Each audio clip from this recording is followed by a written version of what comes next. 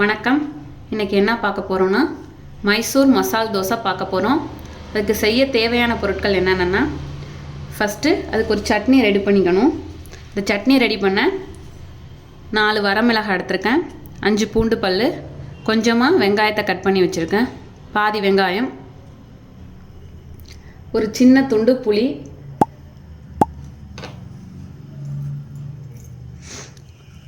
கடுகு, சீரகம் 1/2 teaspoon, 1/2 teaspoon இஞ்சி சின்னதாக நறுக்கி வச்சுருக்கேன், 1/4 டீஸ்பூன் மஞ்சள் தூள், ஒரு பெரிய சைஸ் பெரிய வெங்காயத்தை பொடியாக கட் பண்ணி வச்சுருக்கேன், ஒரு பச்சை மிளகாய், கொஞ்சம் கருவேப்பிலை இலை, 1 டீஸ்பூன் உளுத்தம்பருப்பு, 1 டீஸ்பூன் கடலைப்பருப்பு, 2 பெரிய உருளைக்கிழங்கை வேக வச்சு மசிச்சு வச்சுருக்கேன், பெருங்காயத்தூள் கொஞ்சமாக, உப்பு தேவையான அளவு, எண்ணெய் தேவையான அளவு. இப்போ செய்ய ஸ்டார்ட் பண்ணலாம். இப்போ ஒரு கடாய் வச்சுக்கோங்க, ஸ்டவ் ஆன் பண்ணிக்கலாம்.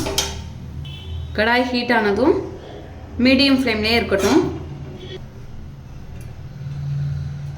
நான் 1 டீஸ்பூன் எண்ணெய் ஊற்றிருக்கேன். எண்ணெய் ஹீட் ஆனதும் 1/2 டீஸ்பூன் உளுத்தம்பருப்பு, 1/2 டீஸ்பூன் கடலைப்பருப்பு, கொஞ்சமாக சீரகம்,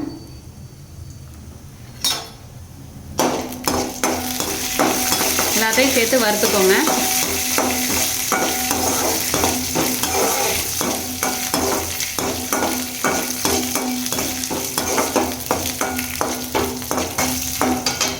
இதோட 4 வரமிளகாய், 5 பூண்டு பல், ஒரு சின்ன துண்டு புளி, கொஞ்சமாக வெங்காயம் எல்லாத்தையும் சேர்த்து வதக்கிக்கலாம்.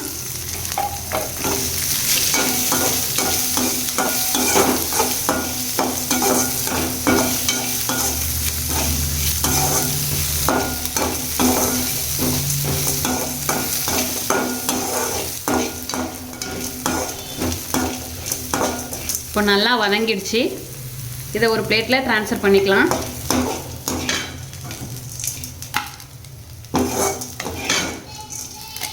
இப்போது இதில் 1/4 டீஸ்பூன் அளவுக்கு உப்பு சேர்த்துக்கிறேன்.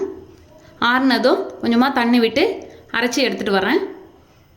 ஆறட்டும். அதுக்குள்ளே உருளைக்கிழங்கு மசாலா ரெடி பண்ணிடலாம். அதுக்கு அதே கடாய் வச்சுக்கோங்க. கடாய் ஹீட் ஆனதும் 2 டேபிள் ஸ்பூன் எண்ணெய் சேர்த்துக்கோங்க. எண்ணெய் சூடானதும் கடுகு சேர்த்துக்கோங்க. நான் 1/2 டீஸ்பூன் கடுகு சேர்த்துருக்கேன். 1/2 டீஸ்பூன் அளவுக்கு சீரகம் சேர்த்துக்கிறேன். 1/2 டீஸ்பூன் அளவுக்கு உளுத்தம்பருப்பு, 1/2 டீஸ்பூன் அளவுக்கு கடலைப்பருப்பு எல்லாம் சேர்த்து வறுத்து எடுத்துக்கோங்க.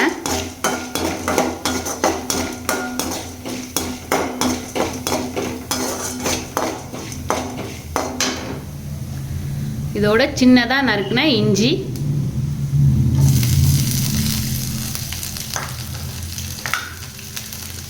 பொடியாக நறுக்குன பச்சை மிளகாய், கருவேப்பிலை,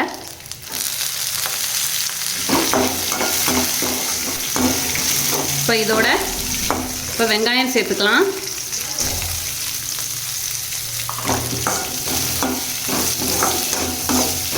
நான் ஒரு பெரிய சைஸ் வெங்காயத்தை பொடியாக கட் பண்ணி வச்சுருக்கேன், சேர்த்துக்கிட்டேன். இதோட மசாலாவுக்கு தேவையான அளவு உப்பு சேர்த்துக்கிறேன்.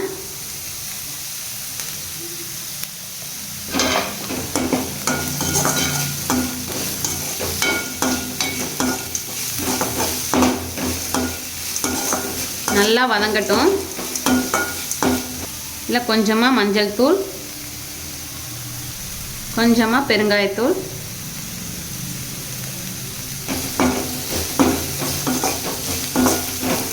சேர்த்து வதக்கிக்கோங்க.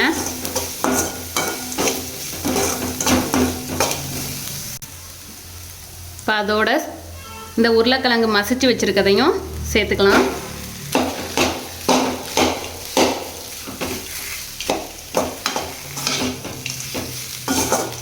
இதோட கொஞ்சமாக தண்ணி சேர்த்துக்கிறேன். நல்லா வெந்து வரணும்.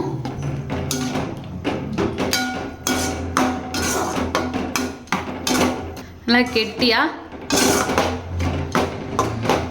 இந்த தண்ணியெல்லாம் உறிஞ்சி கெட்டியாகிடும் உருளைக்கிழங்கு.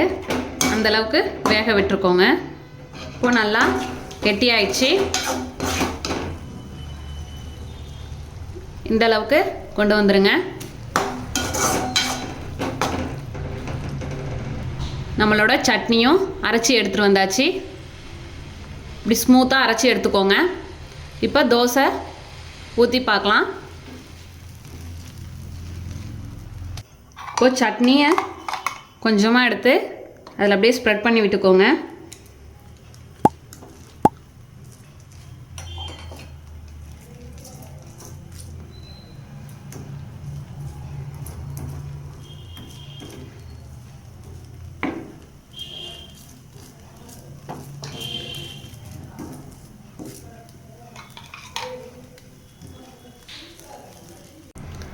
இப்போ எண்ணெய் சேர்த்துக்கலாம்.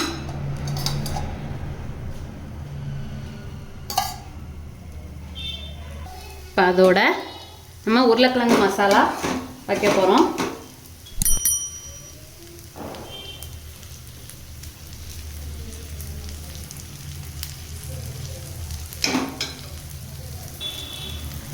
இப்போ இதை அப்படியே மடித்து எடுக்க வேண்டியதுதான். இங்கே பாருங்கள், நம்மளோட அருமையான அற்புதமான மைசூர் மசால் தோசை ரெடி ஆயிடுச்சு. இதே போல் நீங்களும் செஞ்சு பார்த்துட்டு எப்படி வந்துச்சுன்னு கமெண்ட்டில் சொல்லுங்கள். தேங்க்யூ.